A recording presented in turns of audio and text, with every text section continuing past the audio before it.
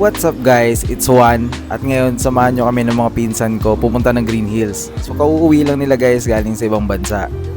At isa sa mga banding namin guys ay mag-hunt ng toys. At kadalasan sa Green Hills talaga kami pumupunta. Kaya pumunta na agad kami dito pagdating pa lang nila. So nandito tayo guys sa Hobby Line. Located to sila guys sa second floor ng Shopsville. Iba-iba yung mga lineup nila dito guys. Meron silang mga diecast, mga Hot Wheels. Meron din silang mga Marvel Legends. At itong diorama na nakuha natin. Meron din silang Facebook page guys. So pwede kayong umorder doon. So specialize sila guys. Or ang specialty nila dito is mga WWE or mga wrestling figures. So sobrang dami. After namin guys sa Shopsville, dumiretso na kami sa Green Hills Mall. So pinuntahan namin yung Toy Kingdom doon at nagbakasakali kami baka may mga Hot Wheels doon or mga bagong items si Toy Kingdom. So far meron naman silang mga bago tulad nitong mga premium na to ng Fast and the Furious.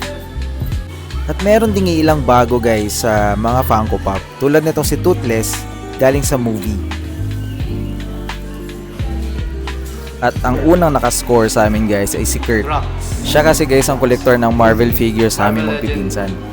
At itong na-score niya si Drax ng Guardians of the Galaxy from the Marvel Legends na series naman. Unboxing. Thank you, unboxing. Marvel Legends. Kapag hindi na rin talaga siya nakapaghintay at dito na rin siya guys nag-unbox sa Green Hills mismo. Actually guys, nagulat din ako sa quality nitong mga Marvel Legends, mga bagong Marvel Legends ni Hasbro. Sobrang laki ng in-improve nila sa mga figures nila. Tulad nitong si Drax, talagang kuhang-kuha talaga yung mukha niya dun sa movie guys.